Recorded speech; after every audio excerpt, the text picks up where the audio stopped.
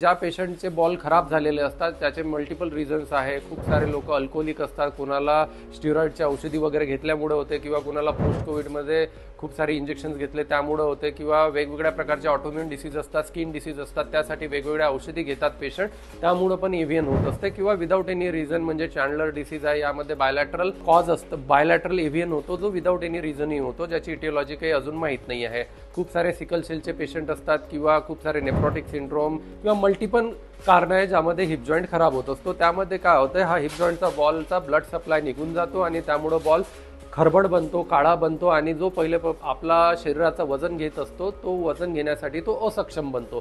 त्याला एव्हीएन of heap म्हणतात, म्हणजे अवास्क्युलर नेक्रोसिस ऑफ फिमोरल हेड। आणि त्यामुळे काय होतं, त्याचा सरफेस जो आपला एकदम असा गुडगुडीत असतो तो खरबड होतो, आणि त्यामध्ये जे ॲसेटाबुलम असते म्हणजे वाटी असते ते सुद्धा घासल्या जाते, आणि त्यामुळे पेशंटला आर्थरायटिस बसतो। आता हा जो आर्थरायटिस असतो यावर उपाय म्हणजे काय, जो बॉल जॉईंट असतो तो पूर्णपणे पहिल्यासारखा कधीच होत नाही। जरी माणूस चंद्रावर गेला तरी पण एव्हीएन साठी आजपर्यंत कोणती औषध आली नाही आहे की जे एव्हीएनला पूर्णपणे शून्य करू शकेल। ज्या पण औषधी आहे त्या याचा फक्त स्पीड कमी करू शकतात, परंतु मुळापासून नष्ट करता येत नाही। मग एव्हीएनच्या पेशंटला जेव्हा अनबेरेबल पेन असते आणि त्यांना या पेन पासून मुक्तता पाहिजे असते आणि pain free mobile independent life जगायची असते, त्या पेशंटला टोटल हिप रिप्लेसमेंट सजेस्ट केल्या जाते।